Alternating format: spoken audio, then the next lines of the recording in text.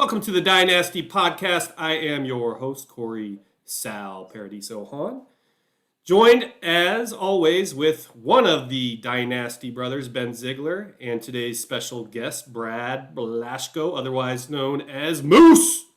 Did I pronounce your name right, Brad? Blasco? You got it. You got it. Yep. Awesome, glad to man. be here, boys. Thanks for Welcome joining to the us. show. Yeah, right after your arch nemesis G Dub too. So glad to have you firing back after watching his piss poor performance on our show last week for over 5 hours of that. Can't even let him defend himself. Glad to have for another year. Glad to have some intelligence on the show for a change. Yeah, he's set a very low bar to clear. That's for sure. Shots fired. We all do, though. To be fair, we all do. Yeah, but this is the second new first beginnings of our podcast. So hopefully from this point forward, the bar will be raised and everybody will be much more happy with the content we're creating. Definitely running a tight agenda today and wanted to start kind of with you, Moose, on just some subtle things, the history of your team name, how long have you been playing in Paragon leagues, a little personal information if you want to share with us, like you're from Canada. I've gathered that from your accent. Just anything you want to add just quickly about yourself as well. So we'll just start there. Sure. Yeah. So I joined a couple of these Paragon leagues. I think it was 2016 or so. So I've been around for a few years now. I did other similar leagues for a few years before that. So I've been doing this type of thing for a long time. But I love these leagues, high stakes, lots of contracts, lots of IDP. It's super challenging and you get out what you put into it. But yeah, it's always a blast. And as far as my team name, there's not really much of a history there. I've had a couple team names throughout the league here. I forget my other ones, to be honest. I think one was Password is Fidante or something like that. I don't know if you remember Taco Charlton. He was an old first round pick, but his real first name is Fidante. So this will play on that. But he turned out to be a bit of a bust, so I had to change that one again. But no, I don't know. I guess I just noticed that a lot of people are using these super generic college team names. So I wanted to just pick something that was kind of, a bit different.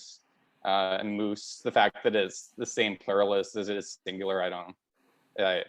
I thought it was a Canadian thing. Aren't there a lot It's just random. I don't know. Yeah. Are there a lot of moose in Canada?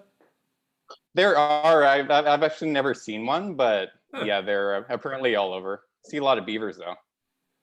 Well, moose knuckles and beavers, that's kind of the same thing, right? So, pretty much. Yeah, man.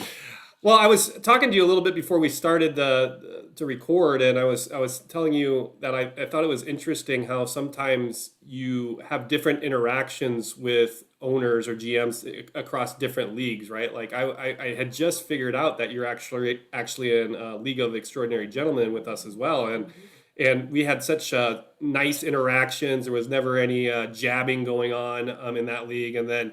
We kind of got started off on a rough foot in Paragon, I think, or maybe it's just me being sensitive, but I find that to be really interesting how like people can have different interactions with folks until they figure out it's one guy that they're dealing with across multiple leagues. Yeah. So I'm in both these leagues, like you mentioned. The Extraordinary Gentleman League, it's a lot less social, I find. So you get to know people a lot less. There's a lot less back and forth, a lot less shit talking, that kind of thing. So it's, I guess, easier to just kind of quiet over there. Get by without people getting to know. Yeah. But well, in this league. So go ahead. Nothing really compares to the amount of interaction that you receive in Blue Chip. I mean, it's just insane. So if you get, absolutely. If you're in other leagues, everything just kind of takes second fiddle to that. So. But either way, it's been fun getting to know you. Jumping right in. So, what is exactly the beef with Georgia Warhouse? How did that all start? And is it a real thing, or is this just kind of all fun and games? Or what's your take on that? Like honestly, I don't personally see much of a beef with G-Dub or with anyone in the league. I just kind of call out bullshit when I see it, and I just see more bullshit from G-Dub than from anyone else. So that's I just. And sometimes I like to get him riled up, but he gives it just as well as he takes it. So Yeah, I would say it's Oh, no real 100%. beef with him or with anyone else in the league. Like, I love all you guys, and yeah, just love to shit talk. I think again, not to beat a dead horse, but it sounds or a war horse here. But first of all, he does like to take it. We all know that. The second thing is, I think as we've humanized everybody a little bit more, it's going to be harder to take things seriously and or personal from any GM. So happy to keep spreading that good work through the podcast and getting to know each manager a little bit better. So, what? Let me ask you this: what was your best finish so far in BC? I mean, obviously, you're a very talented GM across all the leagues, but what's been your best finish in BC thus far? So I'd have to go back to 2018. I made the semis in that year. I haven't unfortunately made the finals or anything like that yet, though I'm feeling good about this year. But 2018 is actually it's a bit of a good story. I don't know how well you keep up with the other matchups in the playoffs, but I'll always remember this. This is one of my favorite matchups ever, basically. So I was playing Techno Vikings. I think it was in the quarterfinals, and his team was stacked that year. Like he had studs at every position. I'm like, oh fuck, there's no way I'm beating this guy. But going into Sunday night, he's all done. He has like 300 points or some shit. I think 15 or 20 points behind him. And I have one guy left playing, it's Akeem Hicks, defensive end. It's down to like 6 minutes left in the fourth quarter. I'm like, oh, like I'm still 12 points behind. And I just like, I gave up hope. But then all of a sudden, just like this garbage 3rd down 25 sack that Hicks gets, and he puts me up by 0.1 points, ends up finishing that way. So I beat this, stacked team by just like 1/10 of a point, which was ridiculous. But I think that's always going to be my favorite win in blue chip here. Oh, that's great, man. Those down What to a the wire loss wins. too. Imagine just watching that. Like, I got it in the Yeah. bag. No, no. And it was probably also like it could have been like marked an extra yard or two. Probably Exactly. screaming Yeah. he's screaming at the scorekeepers. There's no way that was a 16-yard sack. and well, yeah, I guess I'll say next week I lost by like 150 points, but I made it there. That's what counts, right? Yeah, no, I mean, I think that's impressive. It's still mind blowing to me how you make it to even the semis in this league when there's 32 teams overall, and I mean, only 6 get into the playoffs? Is that right? No, it's bigger than that. No, it's 12. Bigger. It's 12. 12. Yeah. Oh, even still. Yeah. 4 get a first round bye, and then 8 play in the first round, Corey, and then it goes from there. Well, I'm a long ways from that even being a reality, so we've got some time to Well, study. it's still tough, I'll tell you that. For sure. And then lastly, Brad, I just wanted to ask what your overall life in fantasy football, motto is, or philosophy, if you will. And do those things do you find that, as a GM in fantasy football and who you are in life overlap at all? Yes and no. To a certain extent, I kind of treat fantasy football like I treat life. Generally, I try not to take things too seriously. I'll put attention in and actually like put in full effort when it's worth it. But it's this, like, especially like these types of leagues, it's just for fun. I'm not gonna get too worked up if there's a lopsided trade that I'm on the losing end of. And also, I don't get super attached to any of my players. Like, I've traded some pretty big studs the last couple of years. Like, I traded Saquon last year after his ACL tear or whatever he had, and trading Juju Smith-Schuster and Michael Thomas and all these guys. Like, I'm not going to get too attached. I don't know. It's just for fun. I'll see what happens. I'll win some trades. I'll lose some trades, and just kind of keep rolling. But so you have a little bit of a fear of commitment. Are you married? Are you single? Yeah, I mean, I actually am married. I'm Okay. I got a COVID marriage here. Got married last year, so yeah. Hey, Nice. congratulations. Congrats. Thanks, yeah. That's awesome. Okay, well, we're going to move on to actually one of the segments that you recommended, and that was kind of our promise to the league. We were going to airtight our agenda a little bit so we could make sure that we're zipping through some important information instead of blabbering on like a bunch of idiots the whole time. So we really appreciate the recommendations you make in the chat.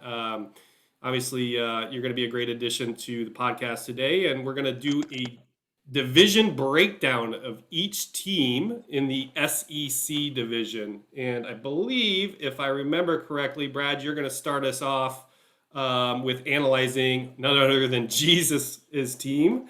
And then you're going to analyze the Mandalorian, and then we're going to allow Ben to defend your analysis of his team, and then also you're going to give your best predictions, or your predictions for best and worst team in the division. And then we're going to do this, each of us, until we get through each team in the division. So it should be pretty interesting. And I'm going to attempt to share my screen so the viewers can look at that while you're going through your analysis. Okay, love Let me it. see if I can get that done here. And then So your we're gonna first have a little team is chat. your first team is going to be. We're gonna have a little. You go ahead. Yeah, sorry. I think your first team was going to be Jesus, correct? So we'll find him on here, and then you can go ahead with however you want to break down his Mr. Baracho's team. Let me Sounds see. good. Better way to do this? Probably not. Okay, baby, take the gloves off. I'm ready. I'm all right. Well, I gotta wait for him to pull your team up here.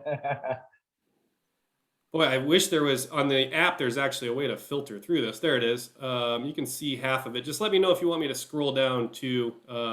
Obviously, I can work at your discretion. Oh, sure. Yeah. So we'll start at the top. I just kind of broke it down position by position. I don't know how you guys did it, but yeah. I looked at each position, looked at what your strengths and your weaknesses are at that position. Starting off with QB, obviously you've got a great deal there. T-Law, Trevor Lawrence in Jacksonville here, assuming he pans out, you got him for $1 for a couple of years. That's a pretty great deal right there. So, pretty tough to beat that one. Going down to running back. So, I guess an overall sense I got from your team is that you're very much built to compete this year. So, you better win the ship this year, and then I think next year and beyond it might be a little bit tougher for you. But we'll see how it goes. I know you're an active trader, but looking at your a lot of your position by position breakdowns here, you've got strengths at a lot of positions. Looking at Aaron Jones and David Johnson there, that's a pretty good 1-2 punch right there. But again, your longer term, you might need a bit more of a plan there. They're only on 1 or 2 year deals here, but still looking good for this year. Same kind of thing at wide receiver. You've got Stephon Diggs. It's the Diggs show on your team there. I'm not personally huge on Crowder this year, but you still got him at a solid salary. You could do worse for your second wide receiver, but outside of that, you got to hope some of your other players pan out there. Down to tight ends, Gronk is the Gronk show. Another great contract there. If he sticks around for a few years, you're looking great there. But him and Brady are going to light it up, I think, this year. I've got Gronk in Extraordinary Gentleman at a much worse salary than that, but still, I still like his production level this year. I think he's going to do well. Kicker, punter, whatever. That's. Yeah, we can skip those. I did. Tight end, or not tight end, defensive tackle. You don't have much there, but that's pretty easy to fill. I don't recognize any of those names other than Geno Atkins, who doesn't have a team right now. So, you'll have to play the waiver wire there. Defensive ends, I felt was a big strength. I love JPP. I love Josh Sweat. A couple great players there. So I think you're pretty well set there. Linebackers. Lavonte David, Joe Schobert, we have a couple great linebackers there, and then you have to kind of hope that Morrow and or Ernest Jones pan out and they get starting snaps, but you could do a lot worse than that. Cornerbacks, again, you have a couple probably decent starters there, which is pretty easy to fill that one from the waiver as well. And then safety, I felt safety was a bit of a weakness. I don't necessarily believe in any of those guys, but Justin Reed is a solid player there down in Houston. So overall, I would say you have quite a good team. You're going to be in contention for the playoffs for sure. I would say you gave me kind of the boring teams. I got 2 teams where they're both kind of good at all positions. I couldn't really shit talk them at any positions. They're kind of well rounded, but Hey Ben, what's your draft capital look like for next year? I traded some of the shit away. I don't know. Probably not very good. Yeah, so that's the next thing I was going to mention. He doesn't have. I don't think he had any picks in the top 3 rounds. So that's more reason why he has to win this year, and this kind of like boom or bust, all or nothing. And then one of the things that I tried to look at, and I don't know if you did this, Brad, but if all his 1 year players are go to free agency next year, what does this cap space look like moving forward? Did you break that down? I didn't break that down so much, but I don't see any big contracts that he's going to have to cut. So he's not going to have a bunch of dead cap or anything like that. I think he's still going to have a lot of cap space next couple of years that you can put towards free agents, which is it is what it is. You probably overpay for those compared to people you draft, but he could certainly be in a worse spot when it comes to that. I'm talking about him like he's not here, so I think that's what we'll do. We'll let Ben defend his team real quick before you move on to your second team, and just so while it's fresh in everybody's mind. Yeah, I mean, he hit it on the head on a lot of these spots. I mean, like, you're going to see it with a lot of these teams in blue chip, so you're not going to look at them and just be like, man, you have 5 guys you can play at every position. But I definitely at running back, I mean, Aaron Jones, he probably got a couple of years in the tank left. David Johnson's a transition tag, and I'm just crossing my fingers that the 17 other guys they signed don't take all the snaps. I don't know what the hell they're doing over there, but that definitely didn't work out probably how I anticipated from the beginning. It looked like David Johnson was going to have solidified that job, but now they got all kinds of people in there, so we'll see what happens with that. I have some third stringer, second string off injury guys like the Darrell Williams and the Mike Boones that can get me some snaps here and there possibly, but it's kind of got to get lucky after that. Some guy got to come out of the woodwork and stuff like that. So, I mean, it is what it is. Running backs, if you're not getting them in the draft or you're not getting these deals long term, I think I got Mike Boone. I've owned him forever because I think I got him at a couple bucks, and he's come through for me a couple times when I've had to in a bind. But it's definitely going to be a spot that's hurting me for long term. And then wide receiver was always. I mean, I can never get ahead on wide receiver from the beginning in this league. I've always had problems with wide receiver. I mean, I've had Diggs for a long time, but there's only so much cap you can get to allocate. You got to hit on the guys, and generally I'm not hitting on the guys long term. They'll give me some points for year one and then get cut by their team. So yeah, it's a Jalen Crowder, Stephon Diggs show. I'm hoping Josh Palmer can carve out a role, maybe give me a third spot, and then I got some guys who return kicks that'll make sure I don't get zeros. And Cameron Batson and Deontay Spencer. So at least I'm not going to be taking huge lump zeros like I have in the past times when you just start losing all these guys. But it's a little dicey on offense up and down, even when you go to Gronk. I mean, it's okay. Gronk has good games. He has bad games after that.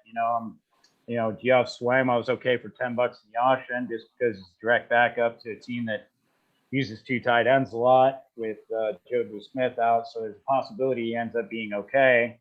And then Luke Farrell, somehow he beats out God's great gift to the world, Tim Tebow. Probably not likely. Probably not likely. Yeah, but the offense, and I'm just always used to this happening, is just if I get hurt on 3 positions on offense, I'm going to have a hard time feeling the team, but that's kind of par for the course in this league, unfortunately. Well, you guys are too friendly to each other. I expected a lot more shit talking in this segment, to be honest with you. That's why we started off. He didn't say a lot of bad things. He didn't say a lot of bad things, and I, quite frankly, I mean, it's just I got a great startable team, but then if long term, there's a lot of questions. He's right. I mean, you hit it on the head. Yeah, I've been putting off rebuilding it for a long time.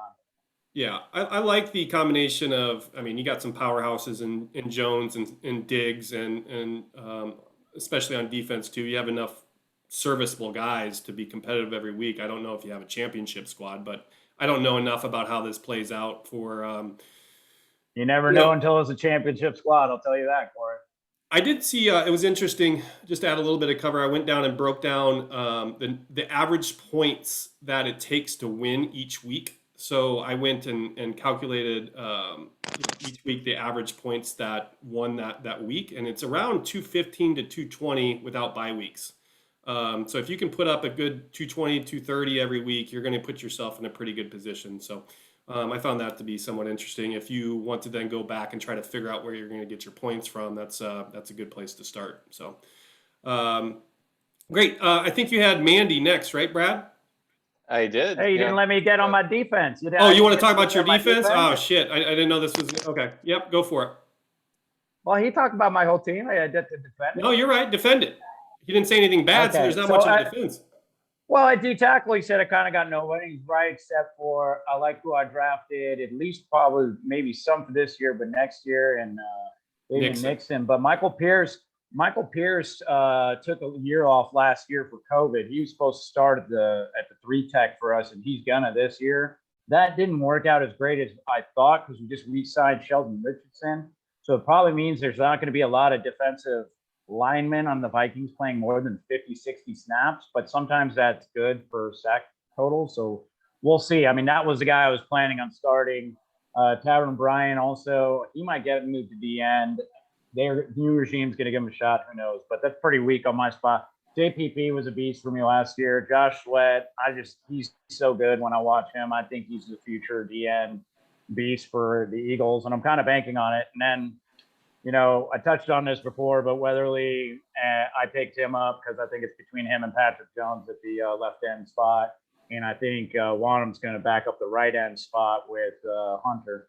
And then David and Schobert are definitely beasts that'll get me all the points I need. Moreau, from everything I've read, is going to be a starter. So if he does end up being that, I made a correct gamble in this position. Ernest Jones, I took over Cox, which I probably am never going to forgive myself for in the future because I thought Jones had a better chance of starting this year. And every time I look at it, I want to vomit. For the Cowboys, I just wish I would have taken Jabril Cox because he went right after. So I'll regret that probably for the rest of my life. But I hope if he gets a starting role this year and it helps me get a fucking chip, then I'll be okay with it. And then 2 solid starters and a backup dude, cornerback. I'm not always worried about that. It's okay to find. I got some guys on my taxi squad. And then again, safety. You got to pick and choose where you're going to spend the money, especially I didn't have a lot.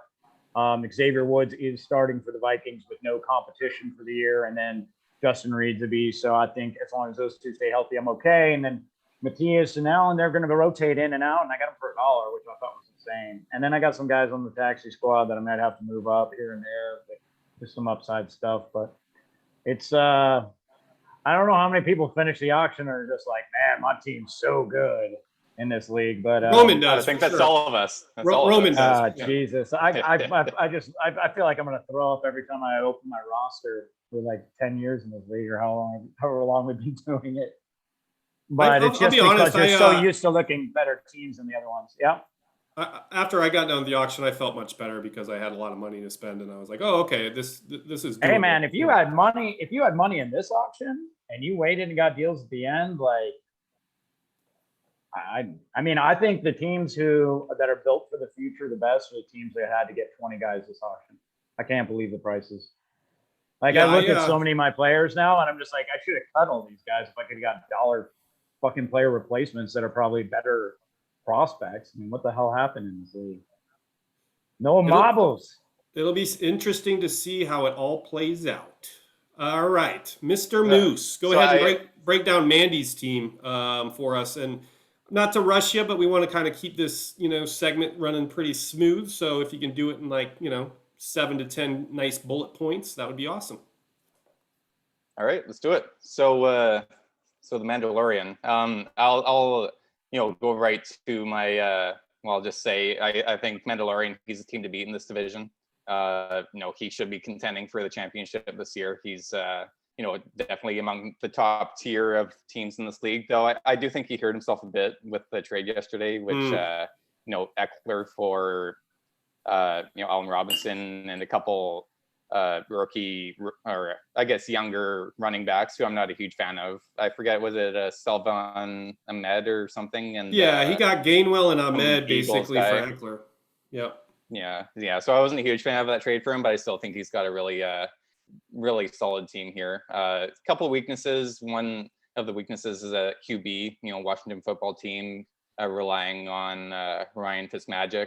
I'm not a believer of him for fantasy. He's shown what he is. He gets you, low end numbers every week. I guess there's some consistency there, but it's not necessarily what you're looking for from that position. So we'll see if he can overcome that one. But he makes up for it at the rest of his offensive positions. Let's be real. You know, Swift, Harris, Justin Jefferson, Allen Robinson, Mark Andrews. That's a pretty damn good top 5 right there. And he can find some depth to fill the remaining positions, but he's pretty set there. And his defensive tackle and defensive end is also beastly. You know, Aaron Donald, Frank Clark, Tua, Ogba. Pretty tough to say bad things about any of those guys. I'm not sure about his linebackers though. He's got John Bostic. He's got Chris Barnes from Green Bay. I'm not necessarily huge on either of those guys, and he doesn't have much else after that. So he might have to make a trade or two to beef that position up again.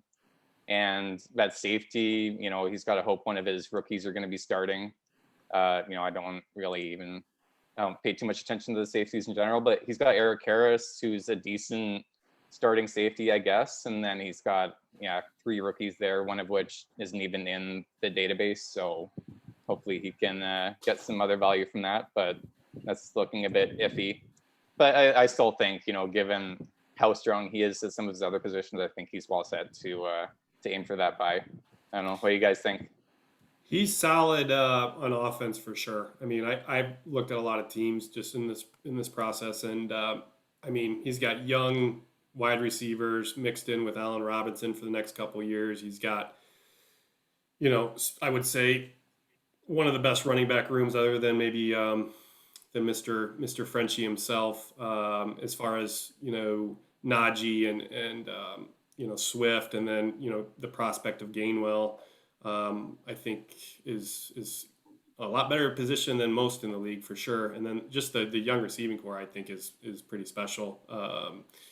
So I also the tight ends. I mean, you got Troutman basically thought to be a top 10, you know, possibility this year with Andrews. It's pretty much locked and loaded to be a top 5. So I mean, he's pretty loaded. I would have to disagree with you a little bit on Fitzmagic. I think maybe with his team makeup, it's not such a bad deal to have, you know, like a boom or bust type quarterback that can, you know, go for 50 yards rushing and 3 TDs and 400 yards one game, and then maybe, you know, poop the bed, you know, and the next game because he's got enough, you know, situational offense to kind of, you know, recover, but he could blow it out one week with Fitzmagic having a good week. So I don't know. He's got a very strong team. I agree with you on the aspect of the trade. I did end up liking the other side for Vito a little bit better, but it's hard to argue his, you know, outlook for the future and this year with all things considered. So,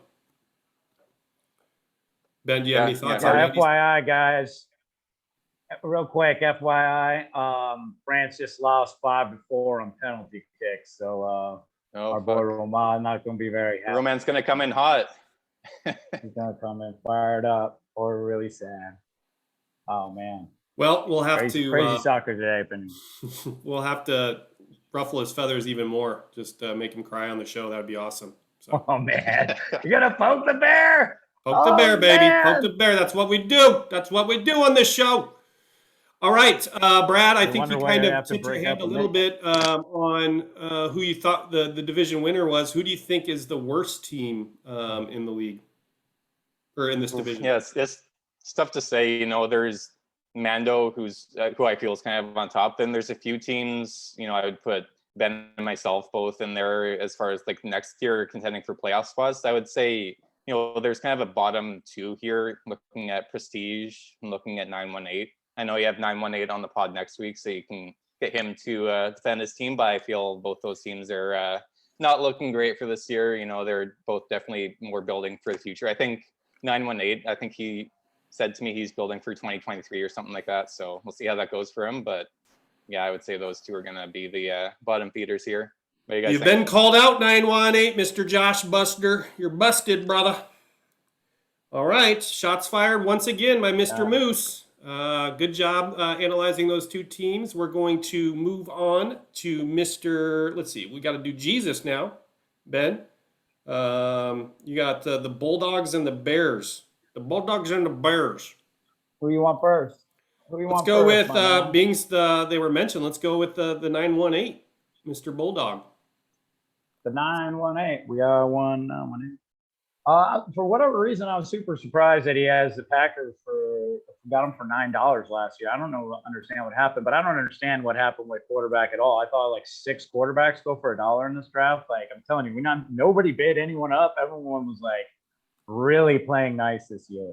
So it used to be quarterback used to be a really expensive position to fill. So even on my roster, I was stoked to have him for $1. But like I saw a ton of quarterbacks that'll be good this year went for $1. But can't complain on the Packers.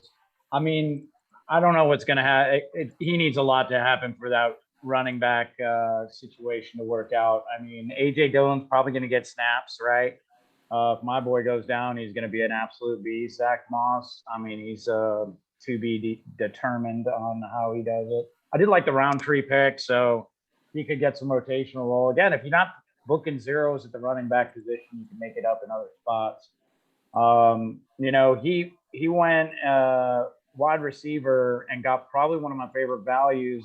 I was just pissed that I wasn't paying attention to whatever happened, but I thought Devin Funchess for $26 in the auction for how expensive most wide receivers in that area were going. I mean, he's not total trash, and he's going to go play with Aaron Rodgers. I figured that would have been worth more than that. So, if that works out, he could end up being decent. If Devonta Smith ends up beasting like they're hoping he does, because he's got Amari Cooper there. So it's not all not all dumpster fire. He's got startable guys, and some I'm jealous of.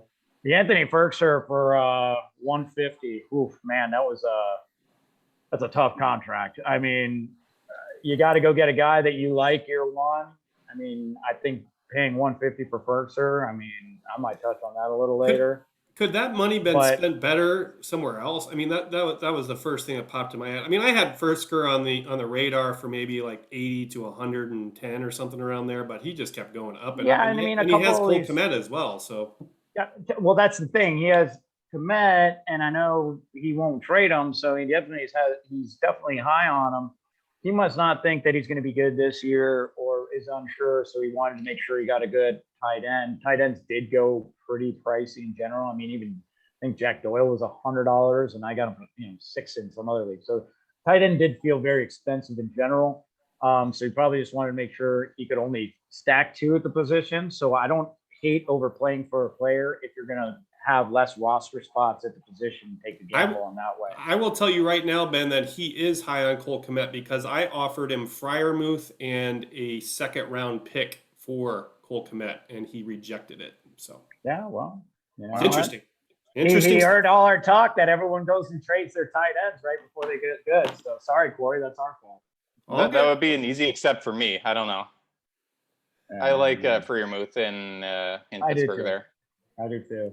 Yeah, I'm a Bears homer though, so I was willing to pay the price to get him. But we'll see what happens. I might be one of those trades where I look back and say, "Thank God it didn't go through." But sorry, Ben. And then that's all right. After that, he stacked it to tackle. I think he's not going to have a problem picking a guy and starting him. He's got 2 solid options. And then D end again, like. Fuck, man, I've gone in with only 3 DNs that you could possibly play, and it was a problem. It was really hard. If anyone gets injured, you deal with buys.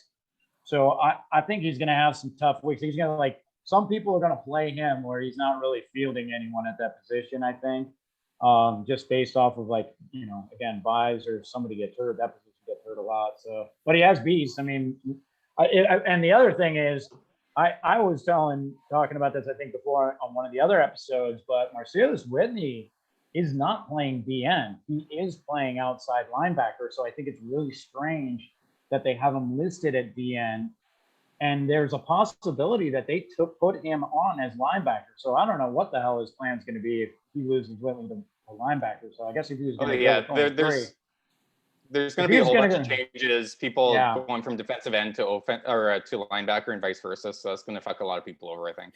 That's a great point, Brad or Ben. Could you enlighten me on that? Because I have a couple situations across multiple leagues where I'm flabbergasted by how they're identified in the system. And so when is that adjustment made, or is it kind of week over week and they see snap counts and or how is that processed in an MFL?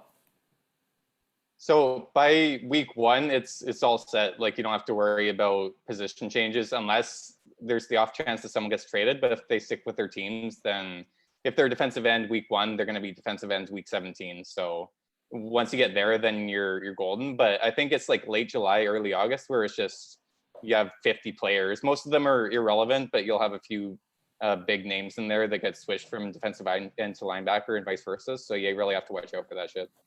Wow. And you're going to have a couple rounds of this, Corey. So they'll go to training camp, look at the rosters on training camp, and then they'll try and decipher if everyone's at the right pick, or if there's somebody that's way off, or by the end of it. But then if you go through like cuts and like how teams start like filtering their guys and they cut random dudes, then all of a sudden, I think I can't remember who it was, but somebody was like a DN, went to linebacker, and then went back to DN all in one summer. And so you'll see some of these happen on adjustments, but he's right there. The bulk one, there's like one round where they're going to get most of them. And I don't know if people put tickets in for stuff like that, but they usually get it right for the most part. As far as if the guy is playing a linebacker spot, he goes to the end. So, I'm banking on that on a couple roster spots that I have. I drafted some guys, just knowing that they're even on our, depth charts as safeties when they're out as corners. So there's strategy on trying to plan for that. And then there's also like the risk reward of trying to hope that the guy doesn't get changed. Some guys will take D tackles that look like they move to DN. So sometimes that can help your position. So I don't know. There's no rhyme or reason, to be totally honest, of when you're going to get it, except they'll hit the bulk. I think it's at the end of training camp. And then you'll see changes throughout preseason and then to week 1. But he's right. At week 1, it's just like, that's kind of how it goes. I don't remember being changed once the season started. Nice. Thanks for clarifying that. It's pissing me off already. So we'll see what July brings. All right, buddy. Yeah. Keep going on your analysis here. All right, scroll down a little bit. So linebackers. He's got Littleton there. Oh, sorry, he's got Von Miller and TJ Watt, right? And those guys should be counted on without injury to be solid starters. And then he's got a lot of guys who might not start, but they're probably the next man up at linebackers, some at middle linebackers. So he's a few injuries away from actually being really good at that position. And like he'll probably be able to fill guys who play snaps and score points. So it's not great, but it's definitely not, he's going to be playing flavor of the week at linebacker a lot. Can I say, I think Blake Cashman on the Jets, I think he's a big sleeper. I think he's going to get starting snaps, and I think he's going to be really solid there. So I think that's going to be a good linebacker 3 for him. Yeah, I agree. I always like Cashman. They got Mosley coming back and some stuff. Just got to see with the new regime how it shakes out.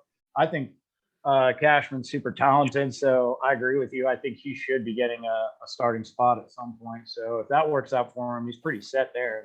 Just whoever's there. Chris Board too's got a lot of talent. He's kind of next man up in that area too.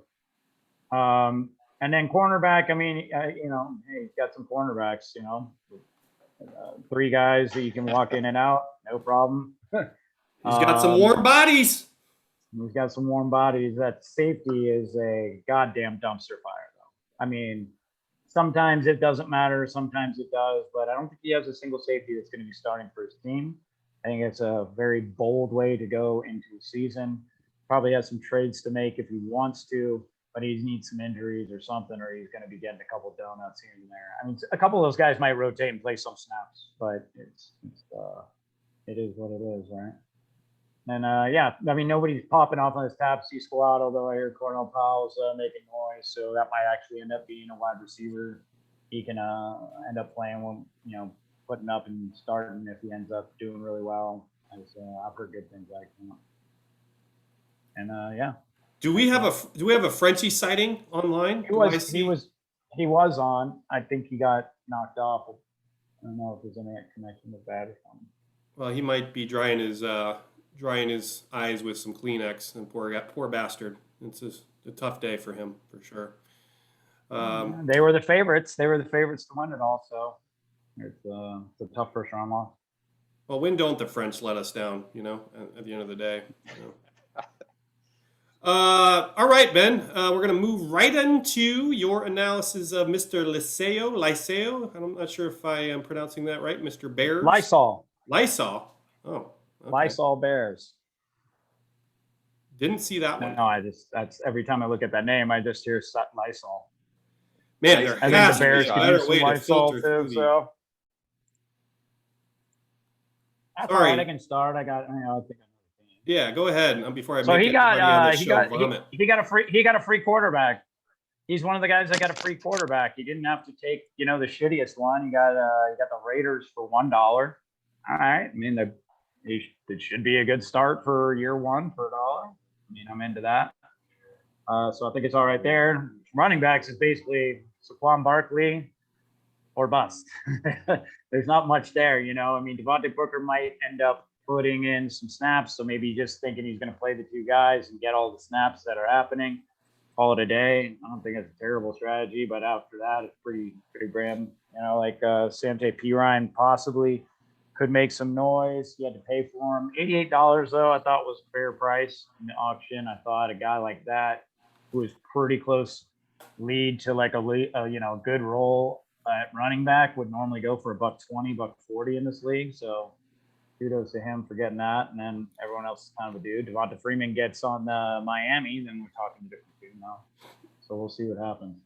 Well, if he couldn't do anything at the Giants last year with nobody there, I don't know how he does anything in Miami either. But I agree, but I don't believe in anyone at Miami. So we'll see what happens with that one.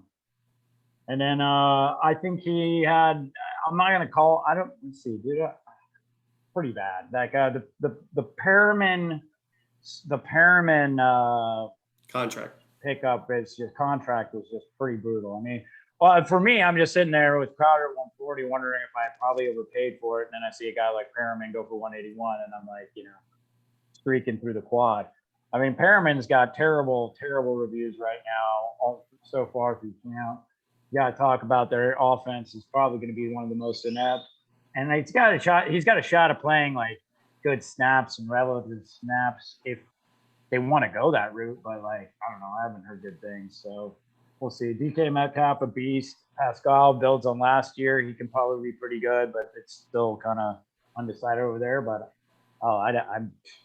there's definitely worse out there. So he should be able to start, three wide receivers that will do all right. And then he's got Austin Hooper, who should be good. I think they love the tight end there. Stefanski, probably going to put up some pretty good numbers. I think he was hurt a couple games last year. I look at that roster, though, and I think, well, you have to start a flex, and I can't see who his flex is. You get the 3 wide receivers who actually can score points, 1 tight end and 1 running back, and kind of a running back filler, and all of a sudden it's dicey. You want to throw in buys in there, all of a sudden it's just like you're going to be fielding a lot of times a guy that it's not going to get you points or just flat out isn't just a fun start. So depth is definitely a problem on that roster, I would say. I've been there before. You can get by. If I can interrupt, looking at his wide receivers, most of them have buys in week 14. And that's something I'm watching on all these teams as well. If that's the first week of the playoffs, and if he makes the playoffs but doesn't get a bye, he's fucked. He can't start anyone other than Metcalf. So I guess Metcalf and Perriman, that's it. But Moose, weren't you the one that's saying that if you're looking at the bye weeks in June that you're doing fantasy football wrong? Yeah, that's true.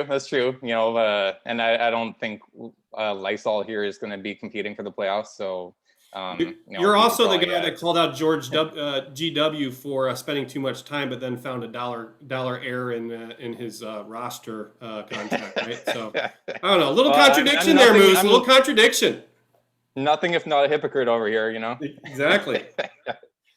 Yeah, I mean, you got to pay attention to buys to an extent, but on this league, if you want to build around buys, I think you're gonna. Well, I mean, again, the auction was a little easier this year than normal. Usually, it's just like, who can I fucking get? Figure it out and trade it out later. I mean, all these rosters, especially how active this league is. If you want to be active, you can get around it. Make a trade here, make a trade there, get 5 on the buys. But you're holding guys that are packing on the. If we're still doing first round of the. Wow, I didn't think they had buys on week 14. I didn't even think about that for the playoffs going 17 weeks now. Or no, we're 18 weeks? Do we still start? But there's more games, right? Oh, yeah. Okay. 17 weeks instead of 16. I mean, it's basically just pushed out 1 week, right? Yeah, I but got I think if they push the buys out 1 week too, we're going to be screwed. Hi, But Roman. you could have sorry. teams that you could have Sorry teams that about have the loss, separated. buddy. You could have teams that have separated themselves as well, and they might be resting starters in week 14 and 15. I mean, who knows, right? Like, I mean, that extra game could cause a lot of problems. I'm sorry for being late. Hey, vive! Oh, no vive le French. Can't believe it. Sorry, buddy. Tough game. Up 3-1. 15 minutes to Up go. 3-1. Lost. They blew it. Oh, it was 15. Yeah, and you know who missed the that's pretty penalty bad. kick? Mbappe missed it. Of course he did. It was Mbappe. But didn't Mbappe hurt himself? I thought I saw. He was like limping around there. He didn't play very well today. He was hurt. Anyway, hey, hi, Brad. Hey, how's it going, Roman? I'm sorry if I'm late. It was like my Super Bowl today, and No, it's all good. Yeah, I'm sorry for your loss. I haven't been following the Euro Cup here, but yeah, it's pretty brutal losing penalty kicks like that. it was not expected, but this is what it is. Well, you know what, buddy? You're amongst your fantasy brothers here on the Dynasty podcast. So let's try to cheer you up. Maybe pour yourself some Hennessy or some Perrier, whichever one you prefer. Oh, I already did. Okay, I imagine you have had a few. So sit back and relax. Ben's finishing the breakdown of Mr. 918, right, Ben? No, Lysol. We're on Lysol. Oh, I'm sorry. Lysol and Barrows. the Bears. Yeah. Yeah. So D tackle. He's got Tillery, solid. If you got one really good guy at D tackle, I think you're doing good. I think I like a set it and forget it for that position for sure. It's D ends are a little meh. Like I think he's gonna have some guys work some things out. I mean, if John Simon signed somewhere, it could be good. I don't know. He has guys who once upon a time we really talked highly of and thought were going to be good that are kind of not. And Derek Barnett, we'll see how much he plays and how good he is. I know he's probably going to rotate out a lot this year with my boy Sweat, but he'll still be all right. And then that linebacking squad's really, really tough, man. Like I don't know. Yeah. I don't know what we're talking about here as far as guys getting snaps. Could he even start there? Littleton, I guess. That's you could get really lucky and Connolly could win our third linebacker spot. That guy's probably getting 40% snaps at best. Maybe Leon Jacobs can make another step, but Corey Littleton's it, man. And I don't know. That's a tough linebacking squad with a lot of things that have to happen to have some guys you're comfortable starting. So If you don't I mind, probably would have. Yeah, go ahead. about Barnett, I think it's a make or break here. He has to play better to stay in Philly. I think they extending Graham 1 year. That tells you a lot about how they feel about him. And I think Sweat is probably going to be a starter, and I can see Barnett and Graham rotating. But I think he's going to be gone next year. Pretty sure, unless he has a really good year this year. But he got drafted in the first round of the NFL. I don't remember how high, but I feel like top 15 probably. Yeah, I don't know. And all Eagles fan remember it's the sack that he recovered the ball and the Super Bowl. That's about it. But otherwise, he hasn't done much. In my opinion. All right, Ben, continue on with the analysis here. Yeah, he should be all right at cornerback. He's got a lot of them, for fuck's sake. I mean, I'm terrified at having that many cornerbacks on a 45-team roster, but some people in this league like to do it. So you should have no problems getting starters there. More likely getting his flex from there, that's for sure. And then, he's got enough guys at safety as well. Some guys coming back with Landon Collins probably is going to be fine. Hart should be good. He got him at a decent price. Bacaro might get another, but he should be fine at safety. What he did do, $200 salary adjustment. Look at that. Yeah, that's pretty brutal. That's pretty brutal. Obviously, you cutting that much slack. It's you don't have high hopes for the next year. I will say he gets the "what the fuck happened" award from me, and I think I know what happened before I go too far into it. But I don't think there's any fucking excuse in this league to not fill your taxi spot. Well, yeah, I agree. Especially when you could get guys for $1. It's just lazy. It's just flat out fucking lazy. You don't want to go read up and order. Dude, you don't even have to read up. Some other dude added something to the system. Just go fucking put some rookies on your goddamn taxi squad. 5 spots less. I mean, that's fucking blasphemous. It's embarrassing. Give me the 5 spots. I'll use them very wisely. Not Roman. He doesn't know how to use 5th and 6th round picks. I'll tell you what. I'll get into the John Candy's analysis. He doesn't have a single taxi squad player, and I can't figure it out. I don't understand how that's even possible. So okay, I appreciate. Well, that's just fucking lazy. I'm going to tell you right now. But I will say, if you look, he has $1 worth of cap. So if what happened was that he literally accidentally filled his roster and was like, "Oh shit, I can't." At that point, you have to make a trade to get some cap so you can even draft a guy. Right. So maybe that happened, but it's shame on slightly more anyone justifiable that than leaves the taxi squad open. Yeah, just more justifiable than not having any and cap space for sure. So Ben, who do you have for the winner of the division and the loser? What's your prediction? Yeah, I don't want to play Mandalorian. I think that one's on the head. That was pretty solid, man. That's a tough team right there. And it's got to be Prestige, I think. I mean, fuck, man. Like, a lot of these other teams seem that they could field some kind of pretty decent roster. Prestige, like, I don't really know what's going on over there on that roster or what he's trying to do. I think he's trying to rebuild still. So, one of those things you just, if you feel like a guy is going to eventually start trading assets and be shitty, like, that's what I feel from Prestige. I could be wrong. Yeah, that's interesting. I think we're going to go a little bit out of order. I'll let Roman kind of sink into the conversation, and I'll go. Well, is my buddy, like Prestige is my buddy, he's Eagles fan. But let me, Roman. I'm going to analyze his team first, and then you can add color to it because they were assigned to me. So I'm going to go ahead and jump into it, and then you can add some what your thoughts are, if you don't mind. Okay. So I did it a little bit differently. I just kind of went with heavy bullets. I'm not going to talk about each position, but kind of just get through it that way. So it should go pretty quick.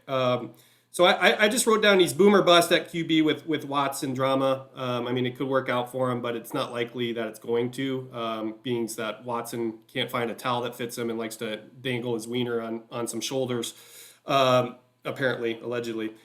So a dollar gamble here, but it's probably not going to pay off. 20 times allegedly. Allegedly. Ronald Jones on a solid contract and has the potential to be a top 24 running back, in my opinion. I've targeted Ronald Jones in several leagues. I think he's going to be the guy there, but really, I do. Yeah, I do. Yep. Other than that, his running back room is pretty weak beyond Jones, but he has some DTS dart throws. I would perhaps consider. Hey, Corey, can you bring him up? Can you bring the team up on the screen? It's right here. Oh, my Just bad. on the right. Next. Sorry, I was just looking at the. Yeah.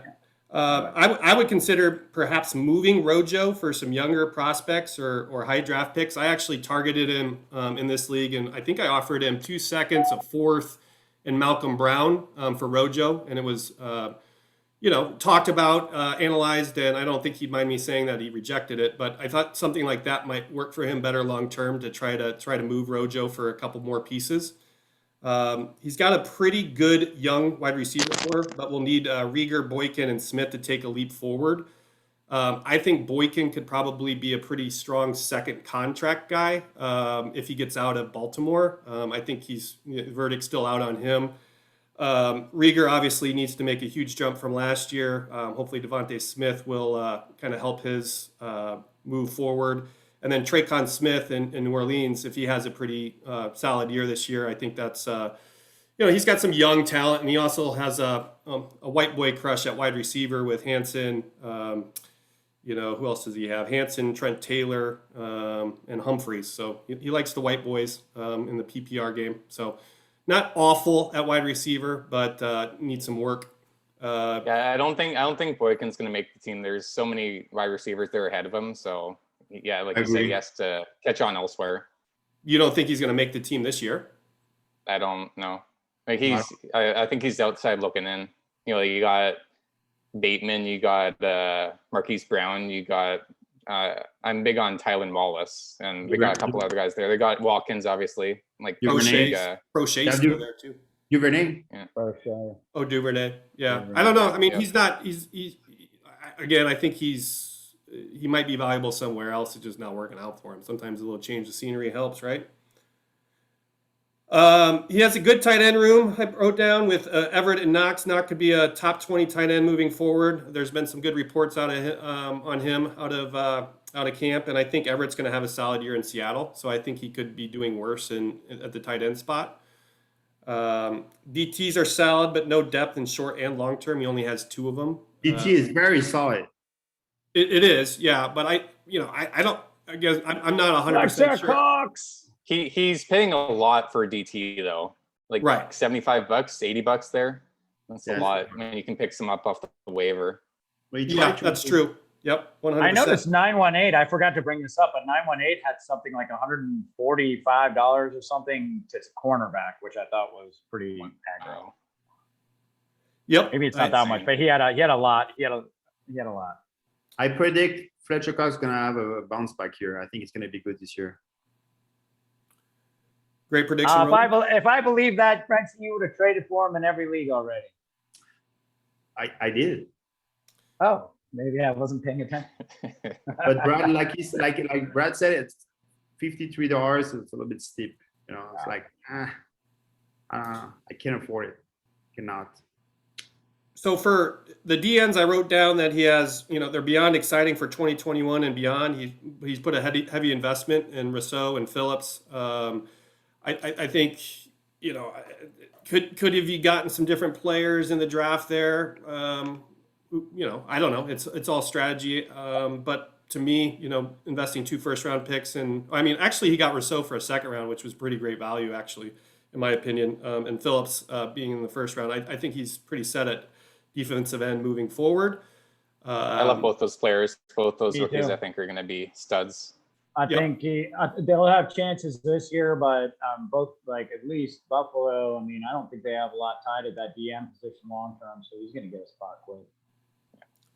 I wrote down that he's linebacker room is weak in both the short and long term, and it was interesting. And I know the projections aren't everything, but there's not a single linebacker on his roster that's predicted to outperform their last year performance. I'm not seeing a lot of optimism out of that group. I didn't really write go. Where are you getting this? Where are you getting this high intel? Huh? It's Where called you getting this research. high It's intel? called research. You asked me to be better. I'm trying to be better, Ben. Hey man, Thank I just didn't think you'd ever do it. Yeah. Okay. All right. Congratulations. Yep. Keep rambling on with your nonsense. All good. I think he's got a very good young You safety definitely in Ramp. upgraded your shirt. What's that? You got to upgrade your shirt. You upgraded your shirt for sure today. Oh, is that what you want me to do? Now I'm going to take a style advice from the guy that wears black every podcast. Okay, cool. It's a workout for it. I could wear a Sharky shirt and be I will wear blue next time. Oh, poor Frenchie. Poor Frenchie with that loss. That really sucks. Taylor Rapp, I think, is a good, strong safety. Should have a pretty decent year in Ram country. I like Johnson Gardner Chauncey or whatever the hell you used to call his name. And then he's got Kareem Curl, all young safeties on cheap contracts. So I think he's pretty set there. His taxi squad's full. Like I said, he's got a few dart throws, and he also has $241 in cap left over, which can be seen as a mistake. But depends on what he does with it. right, he'll actually have over $600 next year to play around with if he, all the players he signed at auction are 1-year players, and with who he has fallen off the books next year. So with that, he also has multiple picks in 2022 with 2 firsts, 3 seconds, and 3 thirds. So he's definitely trending in the right direction, I think, and he's strategically trying to form his team. He's just going to have to hit on some offensive talent moving forward. So Yeah, I think he's just on the first year-ish on a rebuild. I mean, he did at least what I like to see. He's got a team he can field and try and be competitive, but you can tell even with the cap left over, I like that move. If you just don't think you're going to be good this year, because you're going to get guys who are going to be in competition spots.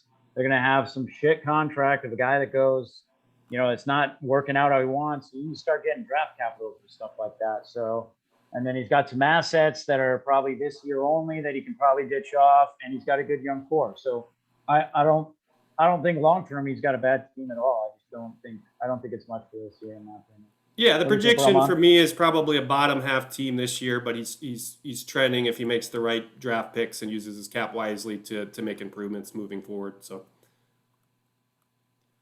Roman, did you have any input on your best friend Josh's busted ass lineup? I mean, regarding prestige, I had him listed as the worst team of the division, Well, that's friendly. mainly because He's my buddy. I picked him last. maybe because he has like $250 left. So I do believe like he's not looking to contend this year, of course. So he's probably gonna make a lot of moves at the trade deadline, and probably you guys in this division will take advantage of it, I'm sure. Yeah, hopefully. I know Brad will. what I know was- Brad what likes was to the- trade before the trade deadline. Oh, man. Hey, Brad, do you know how much is the max cap or the minimum cap spend that we had? We didn't really address it throughout the auction. It's like 70% or something. I forget. It's Oh, like he's there, right? 1100, 1200 or something Yeah, like he's that. there. Yeah. Okay. So that's a good lead into Isn't That John Candy, Joel's team, who is in multiple leagues with us. I personally would rather have 918 situation than Isn't That John Candy. So I don't know. Maybe I'm missing something, especially in the long term. But in the short term, it's debatable. I think he's still a bottom half team, but you guys will obviously give some insight after I'm done going through this. So I wrote down that his offense is led by a hodgepodge of wide receivers with an aging QB. So he's got, Brady on a 1-year deal, fair price, going to have another solid year, but after that, he's going to have to revisit the quarterback position. His running backs, as I already said, I prefer Rojo over Fournette. He's got Hines, who's I think probably his most valuable running back, and then Evans, could take a leap forward this year. And if something happened to Henry, he's in a good position. But not really anything else. And for the future, that's tough, especially he's not carrying anybody on the taxi squad either. So he's got expensive short-term deals on Watkins, Sanders, and Robinson, which I don't think are bad. Like I said, he has a hodgepodge of wide receivers that are going to be serviceable for this year. But again, not a lot moving forward after he drops those guys, except for the caps coming back to him. So I do like Russell Gage. He's on a good contract and could be a long-term asset if he levels up in 2021. Only $12, and he has him for another 4 years. I think he could be a really positive, weapon for him moving forward. He's got the best tight end in football, so he's going to win positionally. Having a positional advantage every week there. And then I thought O'Shaughnessy was a good pickup for $6. We've already talked about the tight end group with Tebow leading that room. And then O'Shaughnessy and who was the other guy, the rookie, Ben? I think it was I can't even remember his name now. So that tells you how prevalent it is. But O'Shaughnessy has just as good a chance as anybody, I think, in that room. So not bad there. I guess the largest question I have for him is, what is his plan at RB, and where will he spend his money in 2022 once he gets that wide receiver money back? So we'll see what he does there. I wrote down, true to form, that JC likes to invest in defense. He's risk adverse, admittedly. So he always takes safe selections with D tackles, safeties, linebackers when he can in the draft. He's led by a strong LB core in Milano, Brooks, and Warner. If Brooks takes a leap this year, I think the linebacking unit will be the strength of his team in 21 and 22. We'll see if that actually happens. But I think that's a pretty solid group, especially based on the facts that I think he spent less than $100 on all of his linebackers. So he's not overspending at the linebacker position either. That's rare. Yeah, he's got Christian Barmore at tackle and Jonathan Allen, both young talents at D tackle. So he's good there as far as having a couple other rotational guys that can score points. I think he's pretty solid there. DN is led by Harrison Reddick, who's a top 40, DL in Dynasty player. So we'll see how he performs. He's also on a pretty solid contract at $45.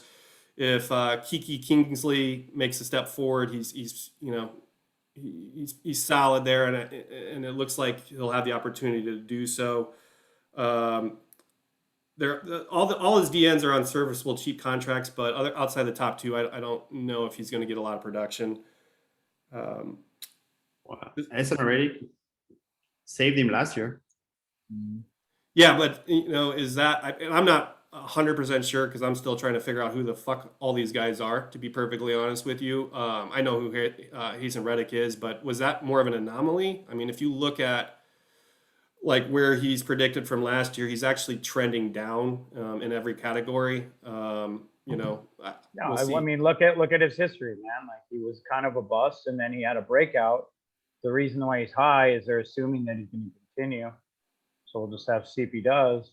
But I don't know. Well, also he was a linebacker last year, and now They just got JJ Watt. So they got JJ Watt there and Chandler Jones. I don't know where he fits. Does he go? Oh, he's in Carolina now. He's in Carolina. Okay. Yeah, he got All moved. right. So he goes opposite of. Okay, that's interesting. But they still, they have what's his name, Brian Burns or something. Burns They have, is gonna be. Gross Matos. I'm still big on him. Yeah, they got guys. So we'll see. I mean, maybe if he gets the snaps, maybe it'll work out. So he was in what JJ Watt's spot that he's taking over right now. Does that sound right, Roman? I'm sorry. Yes. Last year in Arizona, he was in the D. Was he a D end or was he a linebacker? He was a linebacker. Ah, okay. Interesting. Yeah, so just to quickly finish this out, I said his safety group is a good young group, all on favorable contracts. He's got Donovan Wilson, $17. He's got Diablo Divine, who I was somewhat high on as a rookie to come in. Blackman's not bad at $1.20. So he's got safeties. His cornerbacks again. I didn't do a lot of talking about quarterbacks, but at least he's not spending $52 on a cornerback. So he's got Henderson, who he spent some draft capital on, not too bad, but late third. And then the biggest question I had for him is he doesn't have any draft picks moving forward. I think he has a first round, a fifth, and a sixth next year, and then no taxi squad. So I don't know what happens here, and maybe it's just an error or he overspends on one player and then he just kind of handcuffs himself. But even that he didn't have any taxi squad players last year, it feeds to the problem of not having any young dart throws and building a team out from. And he might have got 10 guys that are all undrafted and none of them work out, but you gotta take shots at those guys, especially at the end. I mean, all the rookies were going for $1, man. Like all of them. Like, how are you losing with 25% against the cap at $1, getting $10? It's costing you $2.50. Fill your fucking taxi squad, son. Come on. To his defense, he just won the league, so it's hard to have a championship team. Maybe he's onto something. Yeah. I'm saying. Yeah. It's hard to have a winning team 2 years, especially in a league like Blue Chip. Didn't Moose, not to cause any quarrels, but weren't you just completely fucking baffled on how he won the league last year? Was I? I don't know. I thought I remember someone in chat being like, it's baffling how you won the league last year. With I remember. I don't think. I'm just trying to stir some controversy here. This has been too polite and too boring. We build an agenda and everybody's supposed to be better, but all we do is just kiss each other's ass. So let's. That's what we do up here in Canada. Yeah. He hasn't even said sorry 10 times in the podcast. So you still have that coming, Corey. Hey. He did not have a top 5 team, and I think he knows it. but his team got hot at the right time. Hot teams pay, baby. He got that 5 sacks game from Reddick in the playoffs. So Wow. I think overall he did a good job. He just got lucky. His team got hot at the right time, but that's fine. I think he deserves the win anyway.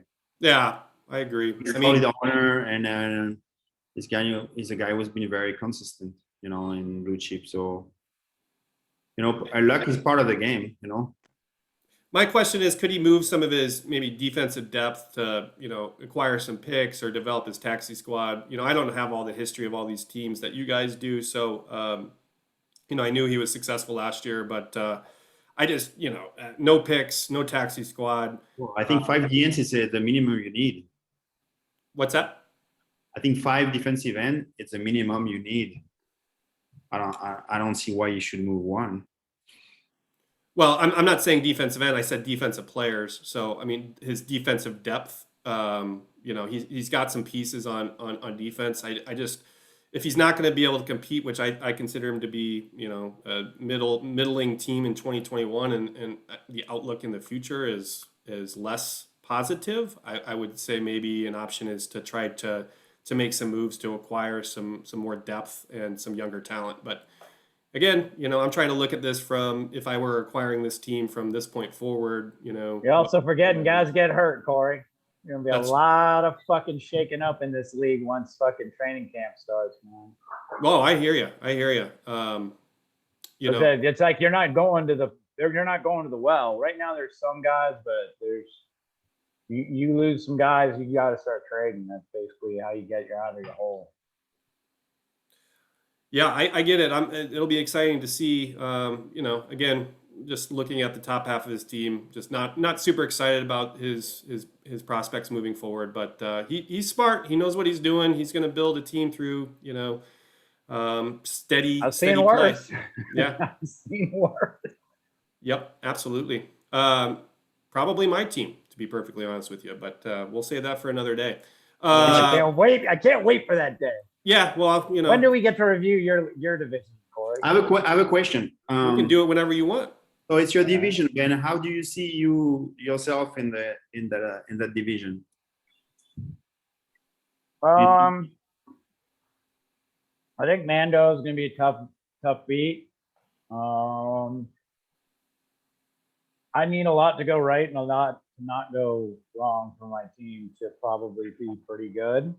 But I usually manage to figure out how to get starters that can get me wins throughout the year. So if I can continue to do that, I'm hoping to get a playoff spot. So I'm hoping to be like first, second, third in the division, like I usually try to go for. But we don't have super strong teams, but we have a bunch of teams who, like I said, we even looked at a couple of them, man. You got like 7 linebackers and they're all next man up. And all of a sudden that's what you need to work for you. And those guys, injuries happen. And now all of a sudden they're 150 tackle or 150 point linebackers.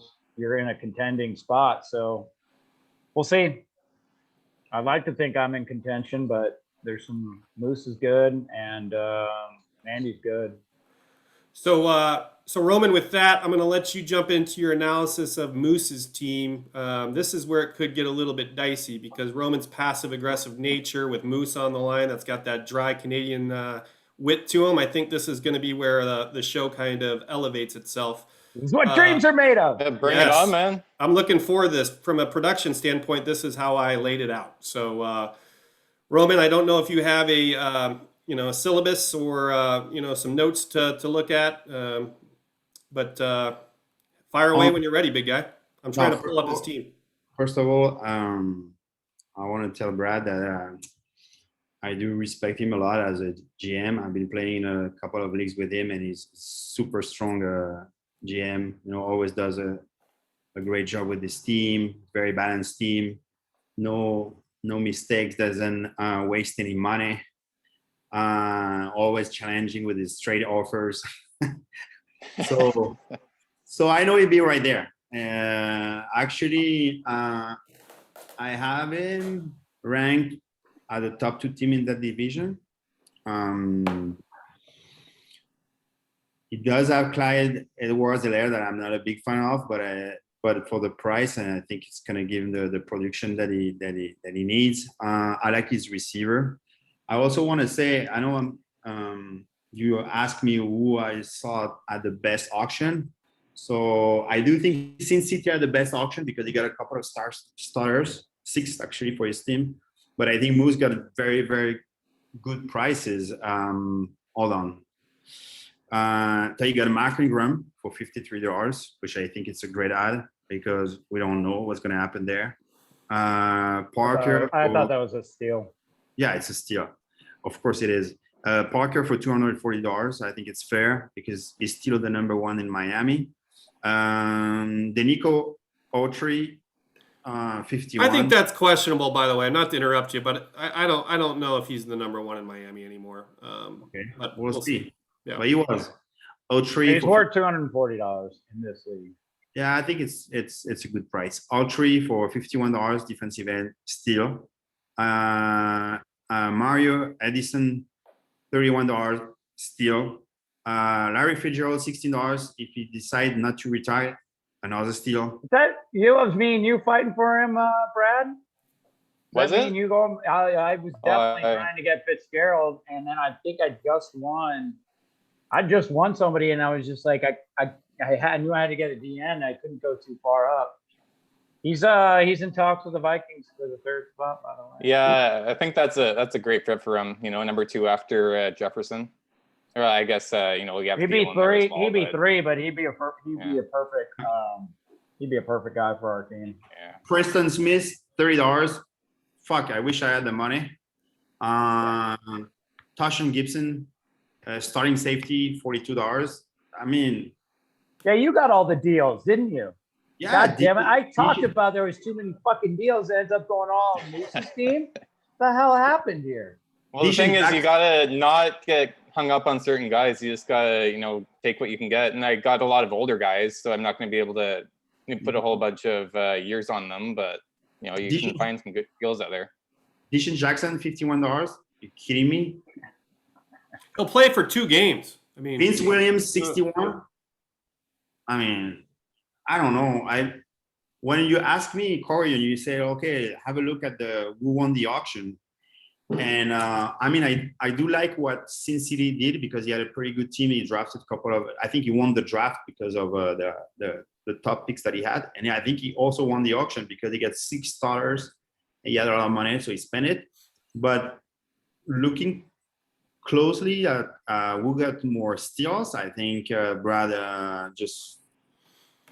I think it's interesting, right? And not to derail the picking apart of Moose's team, who obviously has a good one, is G-Dub was on the show last week. He ripped up Sin City because he thought he did a shitty at the auction, outside of the few starters that he got and didn't fill other positional needs, right? Like I didn't target a single person that you're talking about in the auction, and I had a shitload of money that Moose picked up. So it doesn't mean that it's just like anything, right? Like if you look at who he acquired and you're high on him, then it makes sense, right? Like I would never pay $51 for Deshaun Jackson, but that's my opinion, right? Like, would you pay 171 for Brashard Perriman? No, that's worse. I'm just saying. Then like, which would you rather take? Look at the wide receivers they went. They were all fucking crazy expensive. You paid like $385 for fucking a guy you hated more than anyone in life. Or what? 333? You got to listen. You need to not. Listen, I have certain morals in my life that I try to abide by. Just because I don't like OBJ as a person, you cannot take that consideration in these leagues. You just can't. If it was a 10-team redraft, okay, I'm never rostering OBJ. But in a 32-team fucking mammoth like this, you have to do what you got to do. So. Okay, you know why I really like the Sin City auction? I'm going to tell you why. Listen, Roman, I want you to do that, but we got to finish up the analysis of Moose's team because he's got a tight schedule. I don't know if you saw it. And yeah, I'm going to leave in about 10 minutes. Well. Okay, I'm so going to leave in about 10 minutes. Very, very solid receiver overall, starting with Ridley. That is in on his trading block, actually. I don't know why. Why do you want to trade it, move this guy? Well, I'm looking to get a bit more depth. I have 3 kind of studs or higher tier players in Clyde Edwards-Helaire, Ridley, and then Hawkinson. I'm big on him as well, and I'm just looking to diversify a bit more. Tight end is That's very all. solid. He has depth. I I'm gonna think hit you up. Yeah, do it. Rudolph was a steal. Defensive end, Michael Brokers, very solid starter. Like I said, Addison, Autry, I think they were still at the auction.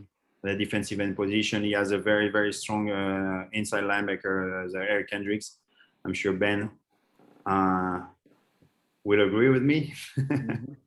What do you think about Eric Hendricks? He's a fucking wildebeest. He's a beast. So I got all sorts of shit for that trade when I traded for Kendricks, but all the top linebackers are going for twice that price. So I feel $180. vindicated for that. Yeah, right. I felt bad on what I was paying for Levante David this year until I saw the auction. I'm like, wow, all right. That franchise tag was brilliant. Vince Williams, very underrated linebacker, but I do like him a lot. I had him, I think, like last year or 2 years ago. Alexander Stud. He's the kind of guy that makes play. He has a lot of upside, like pick six, stuff like that. I really like him. And he gets sassy. And, like I said, the safeties position, McCourty. He's getting old, but he's still there. And he's always valuable. And I do like Gibson for $40. I think it was super cheap. I don't know. I think some guys paid similar price for not similar price, similar value for $100 at the auction, and he got him for $42. I don't even know how that happened, but good for him. And Justin Burris is it's going to be very valuable for Carolina as well. So overall, strong team. I didn't really look at the rookie that he had, but he got a couple of mid-round picks, like third, fourth, that might be useful for him during the season. We'll see about that. You never know rookies. Me, I don't have any picks, so I don't buy that much, but we'll see.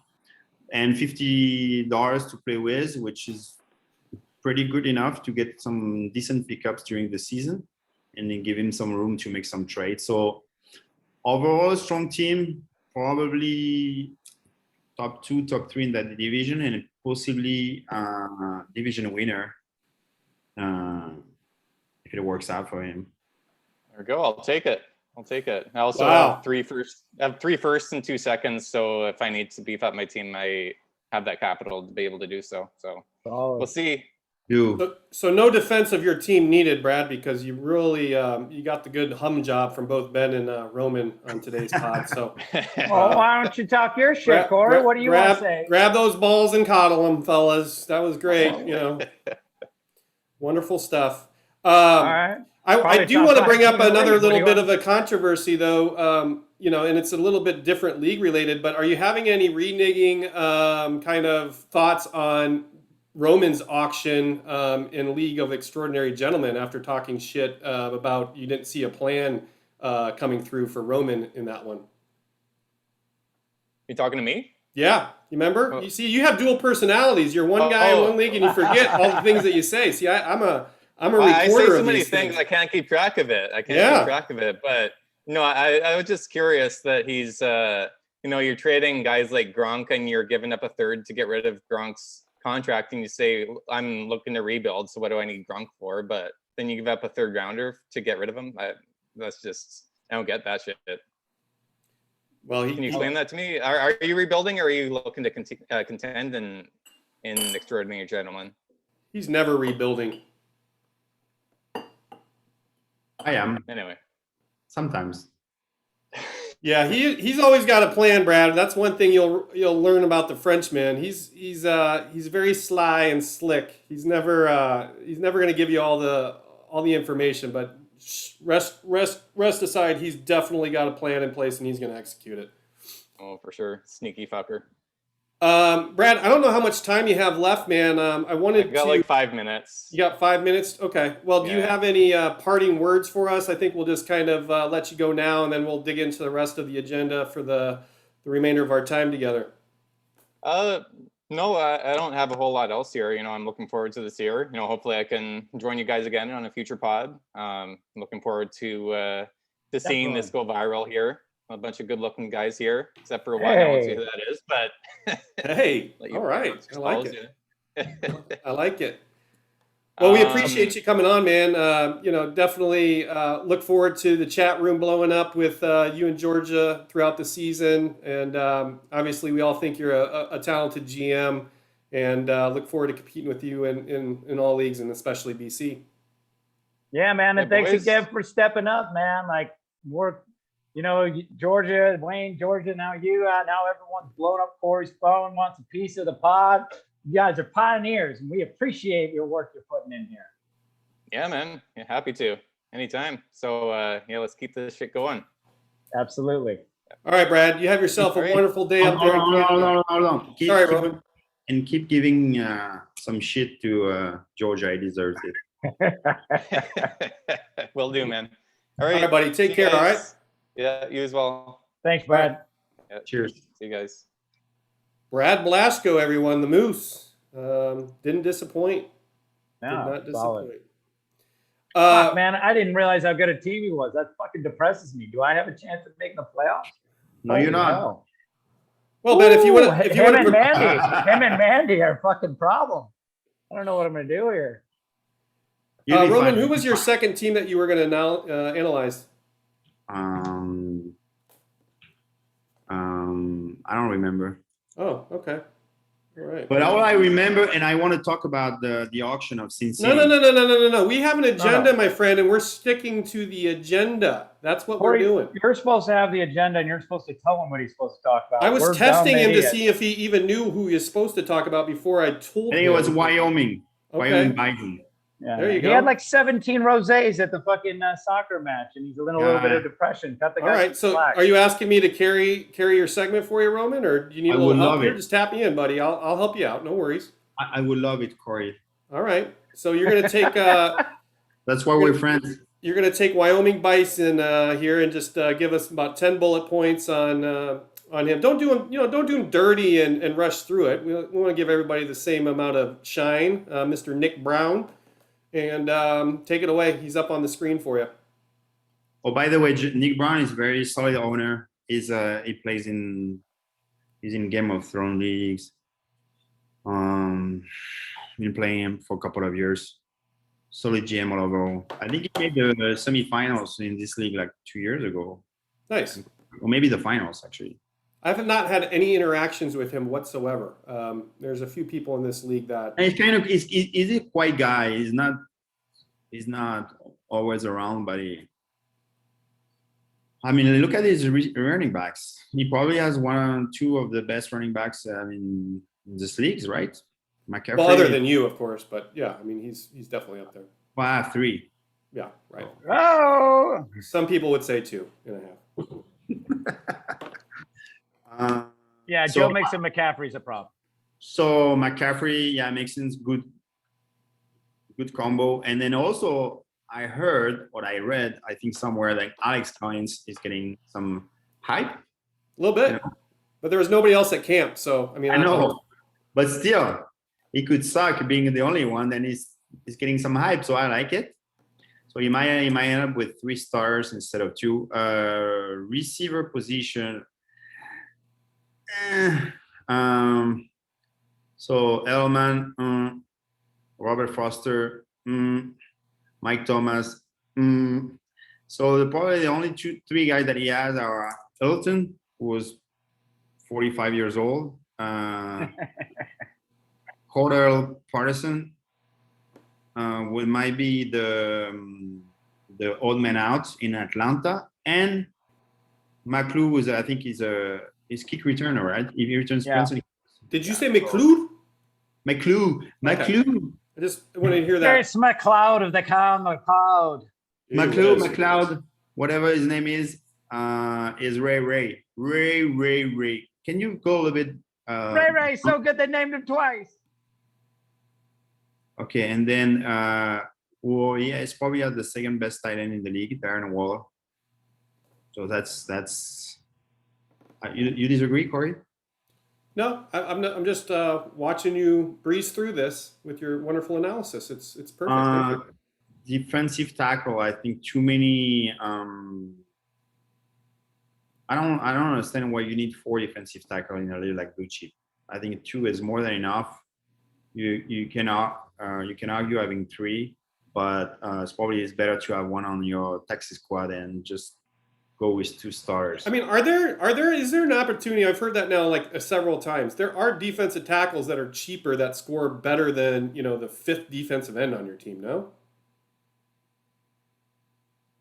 I mean, sometimes, but D tackle is pretty devalued. I mean, D tackle, if you got a great one, yeah, you start him. If you got 2 great ones, yeah, you can be a flex. But unless they're a real beast, man, like you're probably not starting 2, unless the rest of your positions are desperate. Got it. Yeah. Okay. But just like I think Georgia said last week, he had Aaron Donald, and then the problem with the guys like that, it's like you get 35 points, 40 points 1 week, and then you get Guzek the next week. So yeah, they're valuable, but I'm not sure they are that much. Maybe when they hit their prime, but there's only like 5 that are year in and year out awesome too. Like 3 years in a row, you can count on those start them. Maybe 10. There's not a lot. And everyone else, it's like you have a good year, you have a bad year. It's all dependent on sacks, so it's harder to predict with them than DM. Got it. Okay, we'll see. Yeah. Defensive end, pretty solid. I do believe Myles Garrett is probably like a top 3 DN this year. Very cheap contract. Jerry Hughes was a steal at the auction. I don't know why he went that cheap. Yeah. I mean, I know he's getting old, but he's super valuable. I would have been better off spending that on him than. I'm sorry? I would have been better off spending $30 on him than. Yeah, me too. I just thought I was going to get Weatherly cheaper, and then some dude was fighting me for him, so I had to pay for him. The last guy left. Linebackers. So Foster, Sky Moore. No, I like Okereke. Did I say it correctly, Corey? I'm gonna let you have that one. Okereke. Yeah, that was better. Said it with more confidence. Let's call him Bobby. Bobby. Ricky Bobby. No, I think it's probably the trend of his team. Jerome Baker, Queen, Okereke.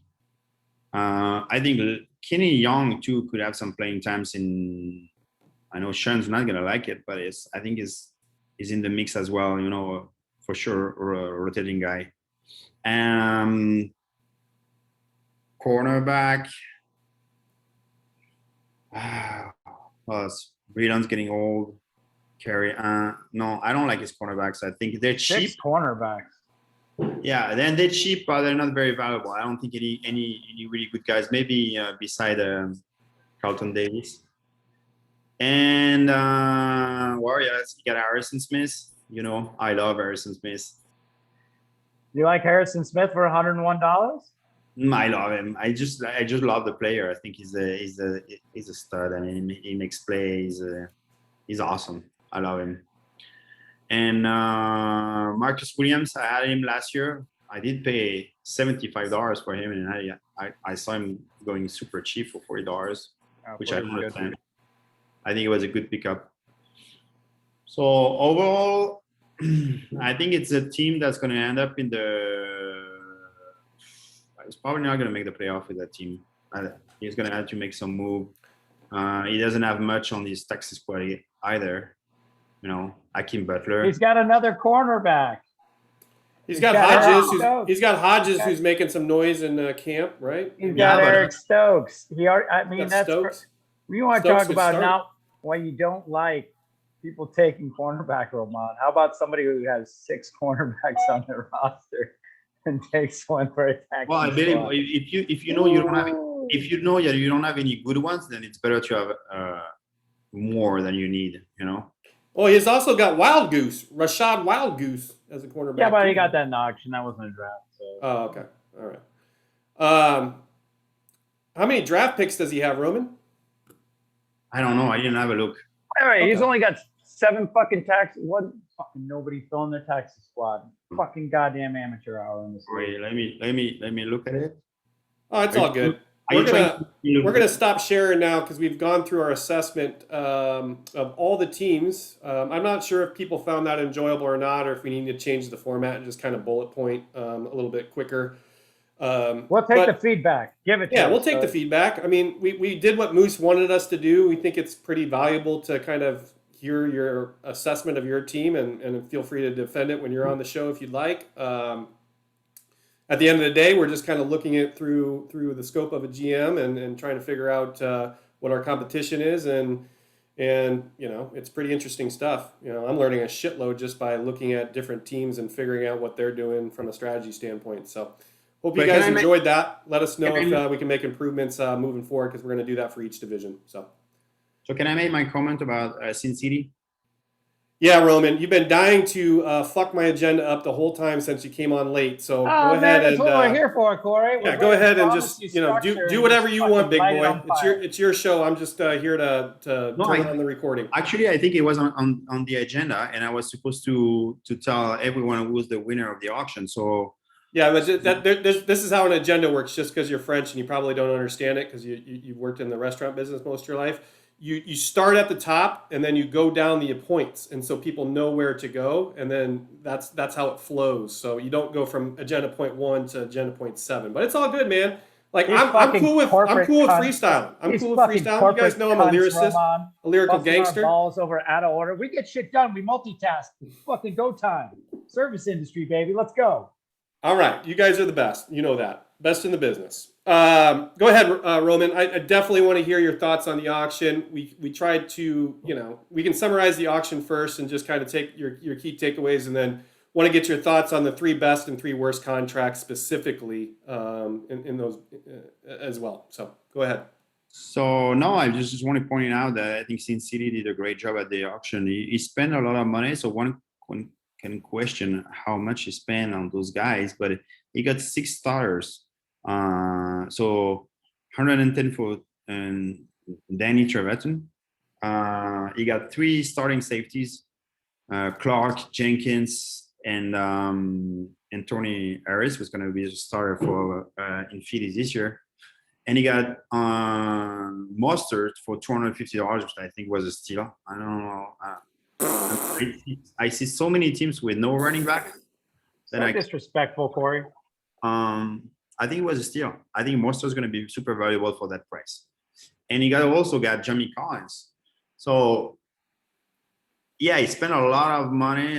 Let's see, 100, 200, 300, 400, 400, 600, like $800 or $900 on those guys, but he got 6 starters. So at the end of the day, what you are looking to do at the auction, it's not about having a steal, getting a steal, whatever. It's getting starters for your team. And I think he did just that. So credit to him. I think he did a great job at the auction. I will go out on a limb and say Raheem Mostert is not only not going to outperform everybody else on the Niners team, that he will not be the top running back in that auction, period, point blank. I'll bet $20 on each one of those scenarios. I think what we're guilty of doing a little bit is looking at you the get pre-draft- every running back. You get every running back taken, and whoever wants the other side guy gets one guy.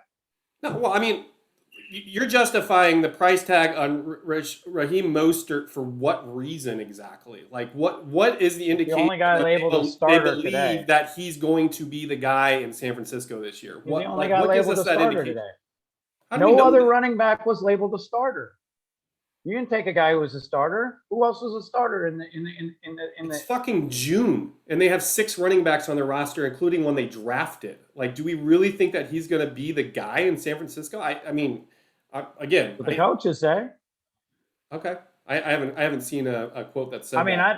I think Trey Sermon's going to make him look like a little bitch and take his job, but like they're treating Mostert as a starter, so nobody else that was taken at running back for almost $200 is even close to considered a starter. So I Do you think won't Rashid? say Do you, no, 250 is a.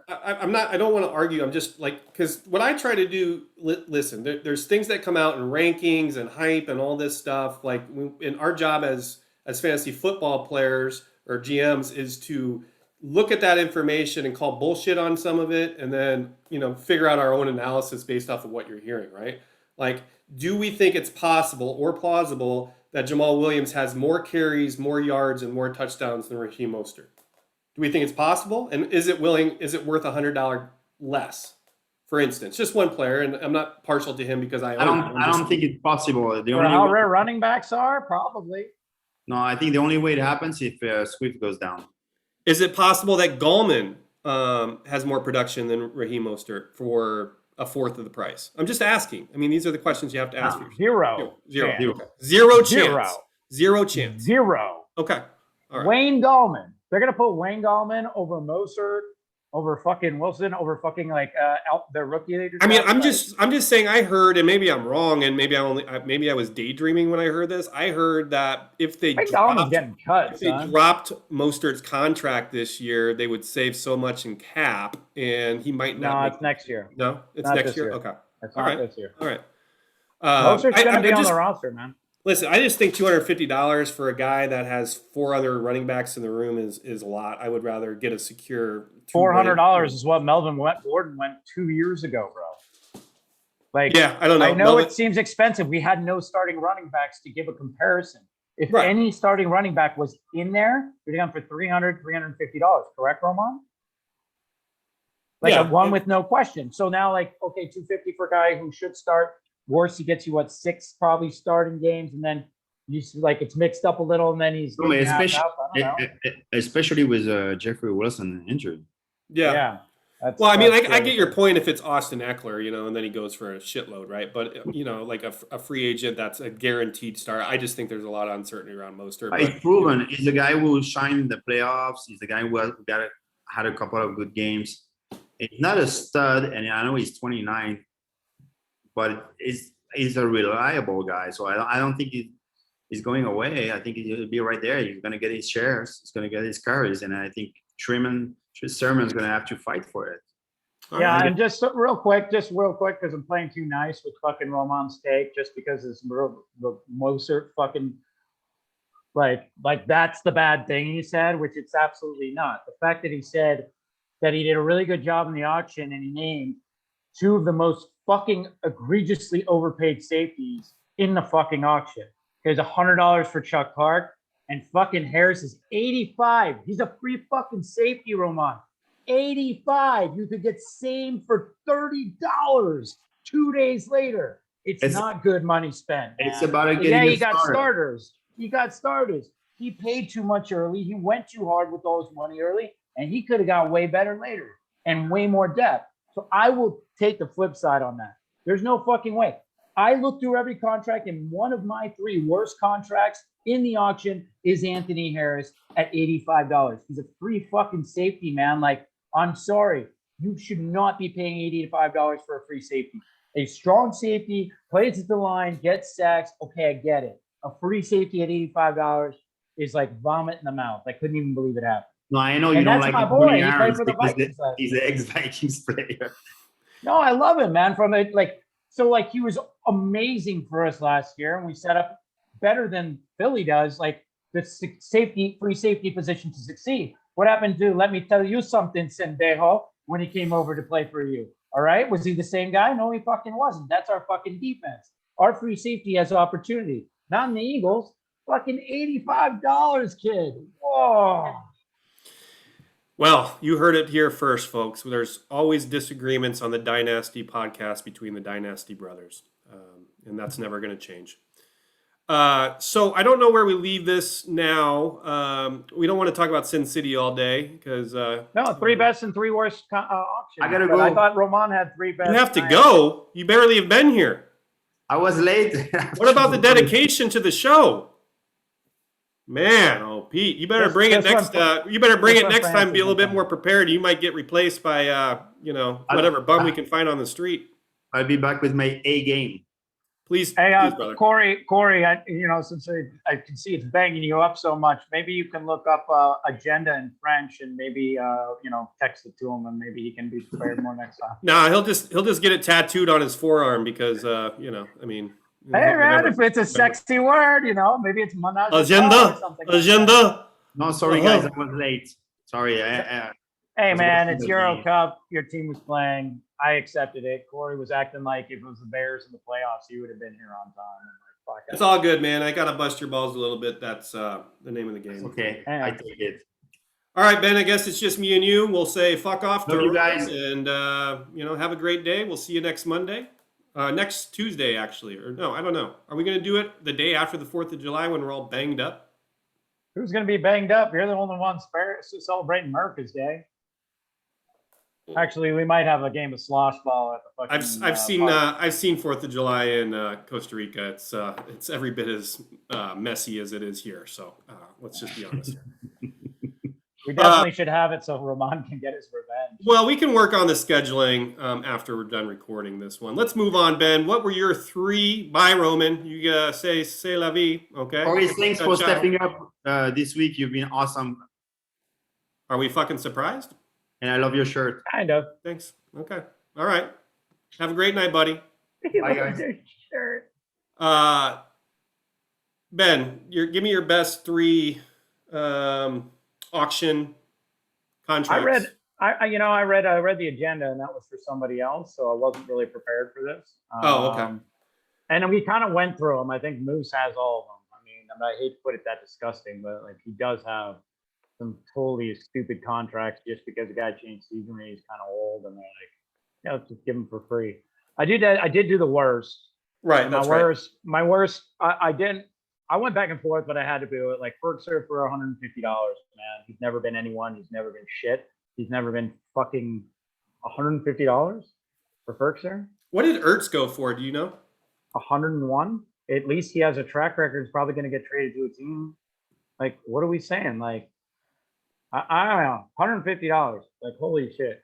And like, I'm not putting any linebackers on this list because Bobby Wagner, even for $180, is going to make his salary. I don't know. Ferguson, like, is he gonna be worth it? Like, Bobby Wagner is gonna be a top 5 linebacker, so it's disgusting. It is what it is. Harrison Smith at $100. It's disgusting, but it is what it is. But goddamn, I said it. Anthony Harris for fucking $85, man. When all these free safeties, and we looked at one on Moose's roster. I know they're for a fact.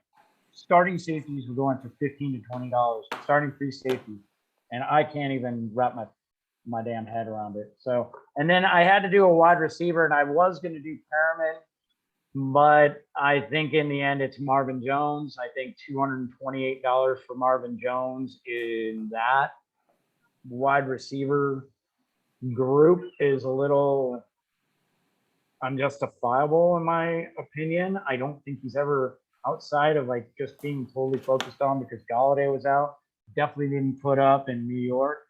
And now, like, how many guys do they have there? They have so many guys, new drafted guys in a new regime. I could be wrong, but like, if he's Perriman, I get it. He has the upside of a number 1. Jones really have the upside of a number 1? Does he have the upside for good numbers?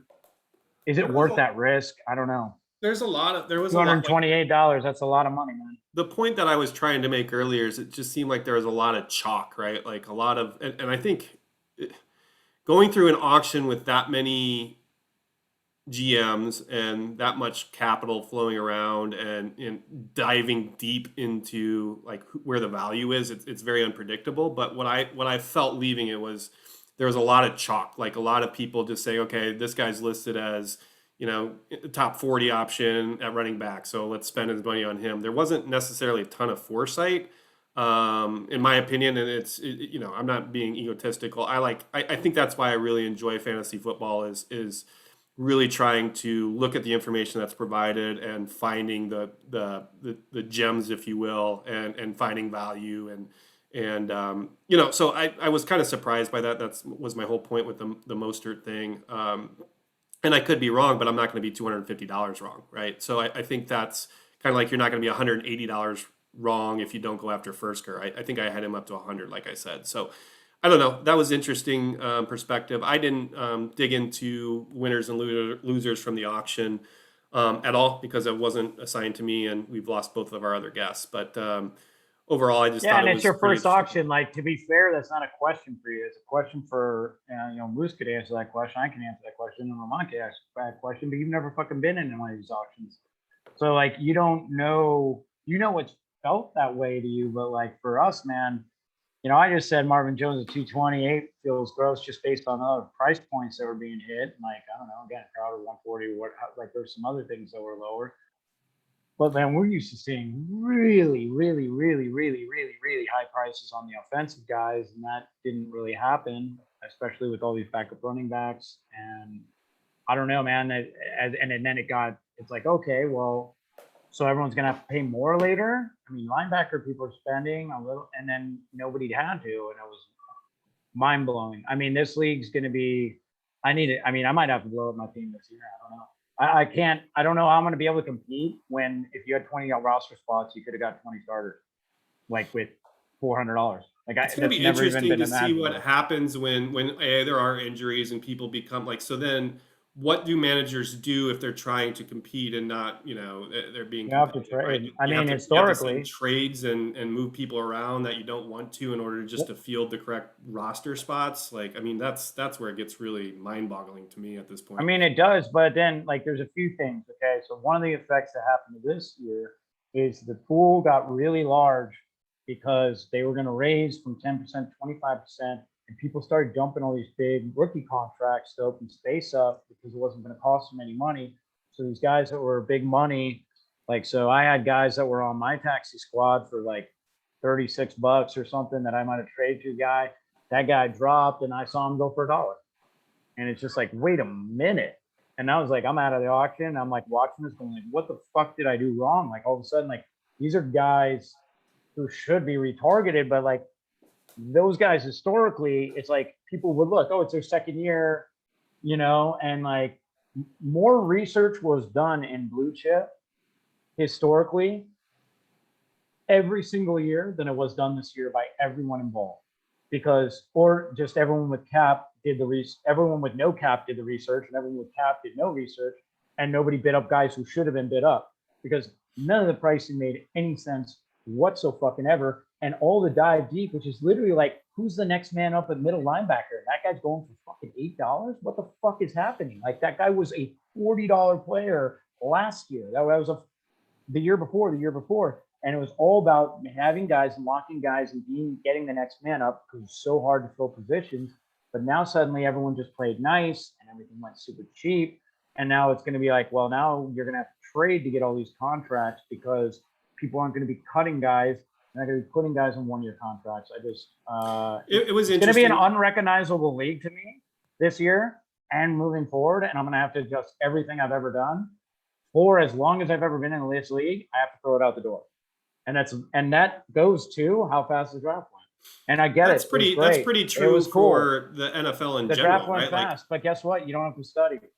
Like year and if year you do over study, year over year, the NFL changes too, right? Like what positions you have to fill, who you have to pay, like how the game's officiated. Like it does make it interesting. I'll say from my perspective, with someone that did have a lot of cap, and having this be my first BC auction, I mean, I knew my targets and I also knew my limits, right? Like I wasn't going to spend $400 on Julio Jones because I didn't see him as a franchise tag option, right? So I wanted to invest in, say, OBJ, who I thought I could franchise tag if he rebounded this year, who was, cheaper, $70, $50 cheaper. So it allowed me to get another linebacker. I had Fursker, I had Ertz, but I was going to bid them up to a certain point and not let them go cheap, but I wasn't going to overspend on them. Right. And then I had probably a list of 5 or 6 of targets, both in the high end and low end, the middle end. And I tried to get those guys whenever I could. And then if they did go over than what my expectation was, I went back and tried to find someone in that same category and then bid them up to that same pricing point. So, I mean, there was a strategy in place for me. You have to also remember Jason, Mighty Orphans, that was his first auction, and he had a huge amount of cap. There was also people that didn't show up until very late in the auction. but that was actually good. That was good. Everyone paid too much early. Normally that's a problem. Actually, this year it was good. Like again, $100, $85, $99 fucking safeties, and everyone shows up late and they're like, "Oh, how did I get a guy for $30?" Right. It worked out And well for then them.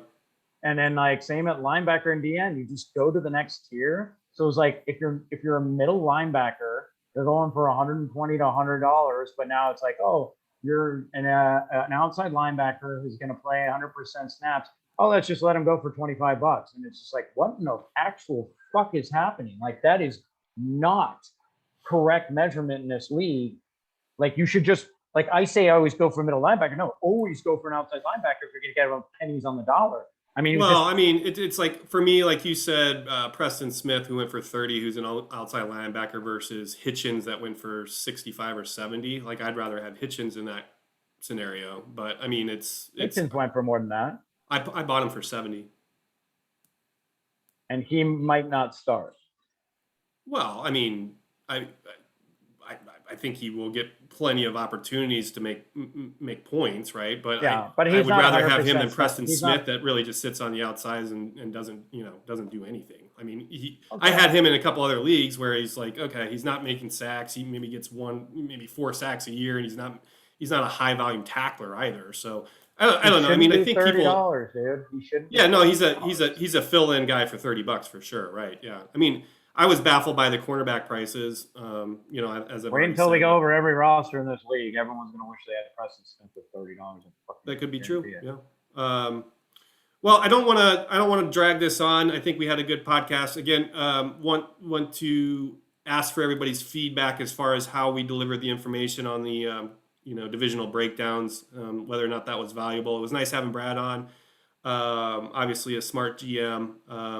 I'm still working on the Better Ask Sal segment.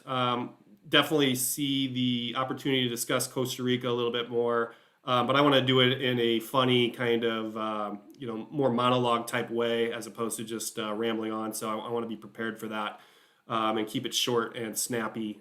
So be on the lookout for that next week. We're also having Josh Busted Ass Busta with the 918 Bulldogs and several other leagues on next week. So looking forward to having him right after the 4th. So hope everybody enjoyed this week's podcast. We kept it pretty nasty list for the most part, but that's because we had a Canadian on, and it's just hard to rile those fuckers up. So He didn't say sorry once though. no, he What an didn't say asshole. sorry. No, he didn't. And he was on time, and he was polite and cordial. I think Brad's interesting. I think he's a little bit more chippy than he comes across through chat than he is in real We know life. a couple which is- Canadians just like that. We know a couple Canadians just like that. He's got that cerebral chat interaction going on for himself. I like it. Worthy competitor. So, all right, buddy. We're going to sign off until next week. Peace from the Middle East and California and Costa Rica. Out.